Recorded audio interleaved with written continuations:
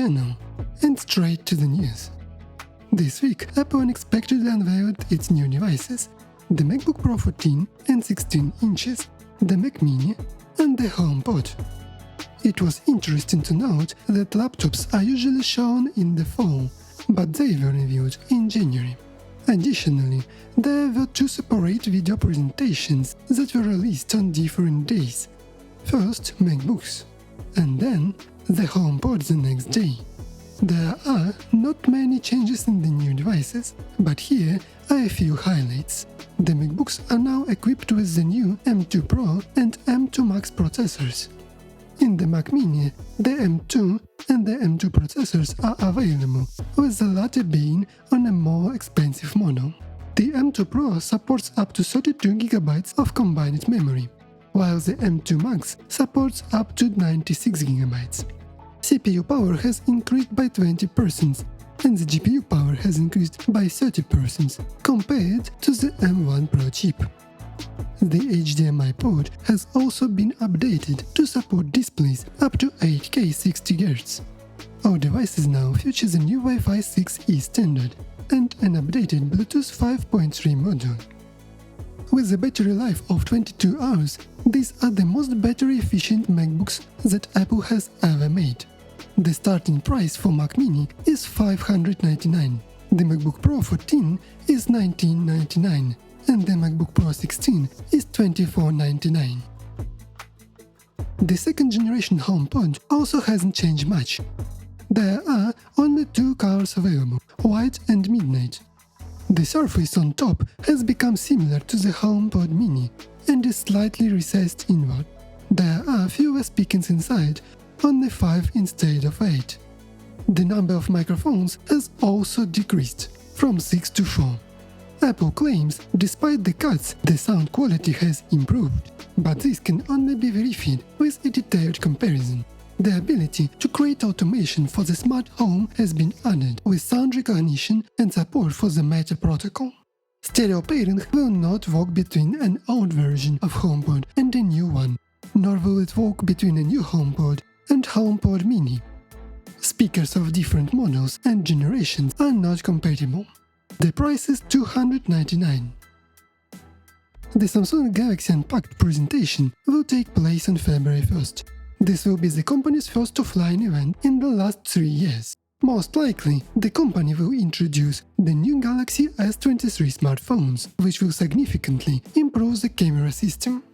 According to rumors, the resolution of the main sensor will increase to 200 megapixels, and the night mode will become even better. The Apple Music, Apple TV and Apple Photos apps are coming to Windows very soon. They have been seen in the Microsoft Store as preview versions. The release of these applications will mark the end of the life of iTunes.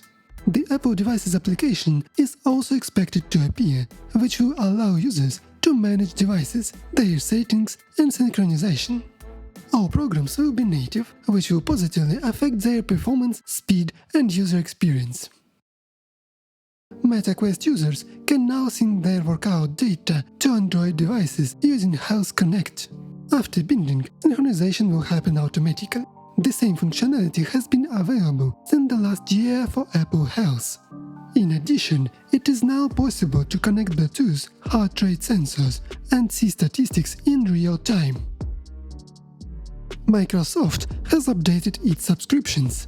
Microsoft 365 Basics has now become available to users. This subscription will replace the OneDrive 100GB subscription with new features, such as an ad-free Outlook client, improved security, and Microsoft support.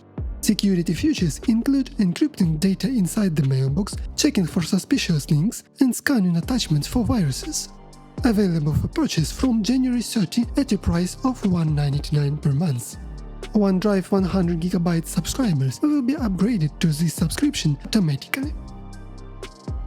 Bloomberg's Mark Gurman reports that the shift in the introduction of OLED displays in the MacBook Pro could potentially be due to the fact that Apple also wants to introduce touchscreen technology. However, no one knows the exact dates or whether this technology will really be in the MacBook. The company can change its mind at any time. Mark suggests that this will happen no earlier than 2025. It should also be noted that Apple has always denied the possibility of a touchscreen in its laptops in the past. We can observe that the new versions of the iPad OS and macOS systems gradually tend to some common styling functionality, although it is very unlikely that we will soon see the transformation of the iPad into a MacBook and vice versa. Also, closer to 2025, microLED displays are expected to appear on the Apple Watch. This technology will produce deeper black shades thanks to multiple separate backlight zones and increase the contrast of the resulting image. The fundamental difference with OLED is that the O in this acronym stands for organic, and these organic elements have a limited lifespan. The introduction of microLED also means that Apple continues to phase out third-party components in their device, moving to completely their own, which will allow them to have more control over the supplies and quality of components. According to rumors, Apple may once again raise the price of the iPhone.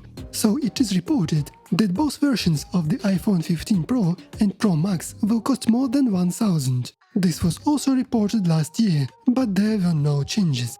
The price has not changed since the release of the iPhone X in 2017. The iPhone 16 Pro and Pro Max in 2024 may have under-screen Face ID sensors, which will reduce the notch in the screen, but the front camera will unfortunately still be visible.